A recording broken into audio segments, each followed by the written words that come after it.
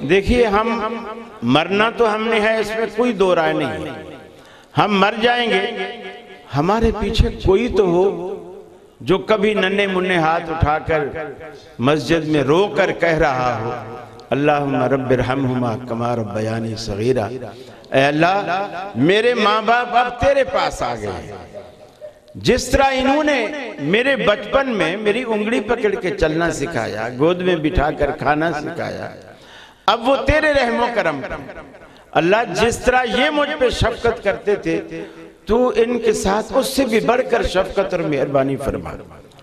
بہت سارے لوگ یقین مانیے دنیا میں آتے ہیں چلے جاتے ہیں اور ان کے پیچھے دعائیں دینے والا کوئی نہیں ہوتا۔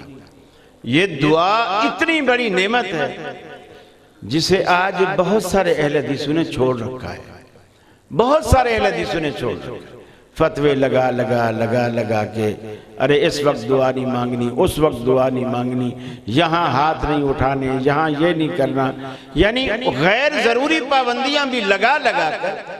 ہم نے لوگوں کو دعا سے محروم کر دیا۔ حالانکہ اللہ کے رسول فرماتے ہیں الدعاء سلاح المومن،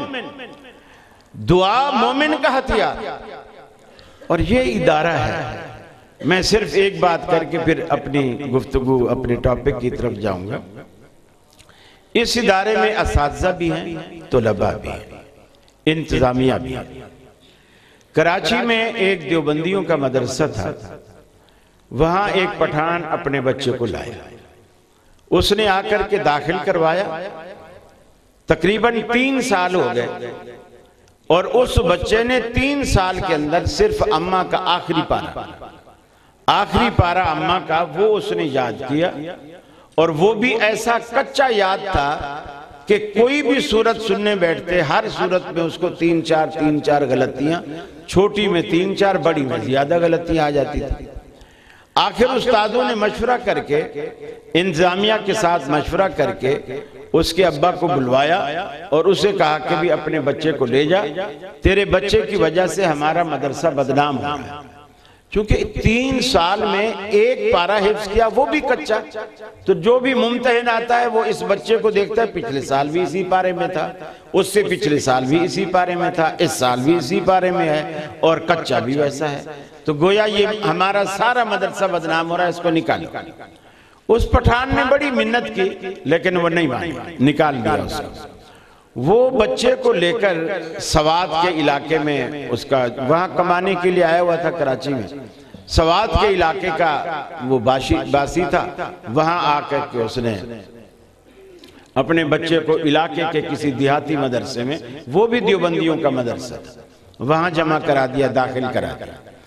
وہاں پڑھتا رہا، وہاں بھی 3 سال وہ بچہ پڑھا،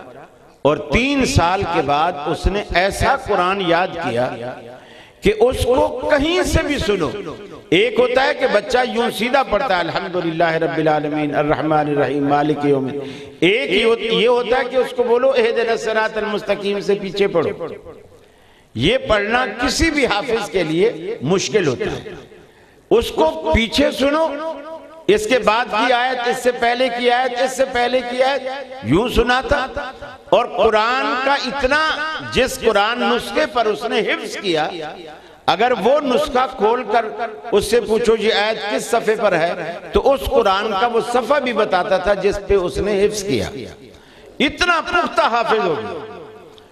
وہ کراچی میں واپس لے کر آیا اس بچے کو، جن استاذوں نے، جس ادارے نے اس بچے کو نکالا تھا، ان کے سامنے اس نے بچے کو بٹھایا، بھی تم کہتے تھے یہ ڈل ہے پڑھ نہیں سکتا، اسے اب سنو۔ انہوں نے